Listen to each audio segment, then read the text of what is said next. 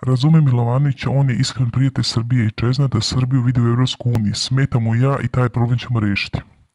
Ovako je ironičnim tonom predsjednik Aleksandar Vučić jučer odgovorio na nove poruke hrvatskog predsjednika Zorana Milanovića poslate iz Njujorka gdje se nalazi povodom sednice Generalne skupštine Ujedinjenih nacija.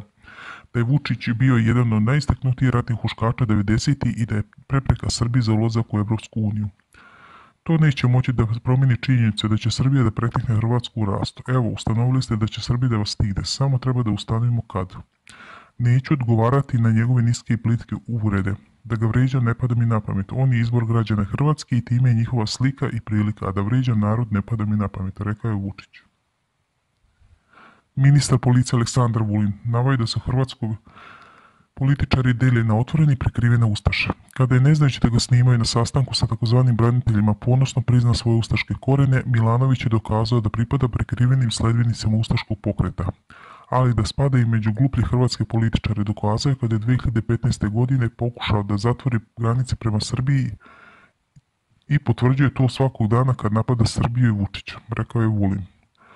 O međudržavnim odnosima Hrvatske i Srbije, koji skoro i da ne postoje, juče je bilo reči na konferenciji Foruma za spoljnu politiku i Centra za spoljnu politiku u Zagrebu povodom 25-godišnjice potpisivanja sporazuma o normalizaciji odnosa Hrvatske i tadašnje Savezne Republike Jugoslavije.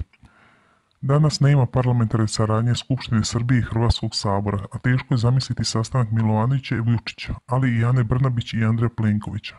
Milanović govori da je Vučić ratno huškač, a istovremeno se slika s ratnim zločincem Mihajlom Hrastovim, koji je na Koranskom mostu ubio 13 srpskih razoružanih rezervista.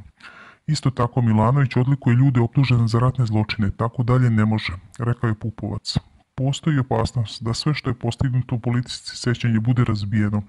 U Hrvatskoj dominiraju stavovi crkve i veteranske organizacije, slavi se ratovanje, a ne mir. Mnogo je primjera da se ne sprovodi ono što se proklamuje, pa Hrvatska poručila da neće blokirati Srbiju na njenom evropskom putu, a već drugog dana je to uradila.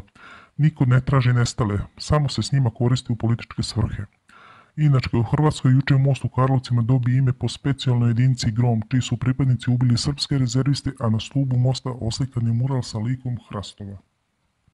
Bivši predsjednik Srbije Boris Tadić rekao je na konferenciji da je još prisutan stav da se dve države tretiraju kao neprijatelji i da često iz tog začaranog kruga ne može da se izađe.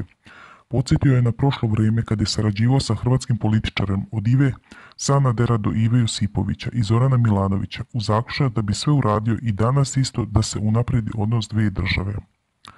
Bivši hrvatski predsjednik Ivo Josipović navodi da su danas hrvatsko-srpski odnosi loši, ali da ima i primjera napretka, pre svega među običnim ljudima. Tvrdi da u hrvatskim političkim krugovima postoje oni koji ne žele da se unaprede odnose u Srbiji. Je po Josipoviću glavni kočničar bolji odnos Vučić. Tvrdi da će sve zemlje regiona, pre svega Srbija, morati da uvede drastične reforme ako žele da uđe u Evropsku uniju.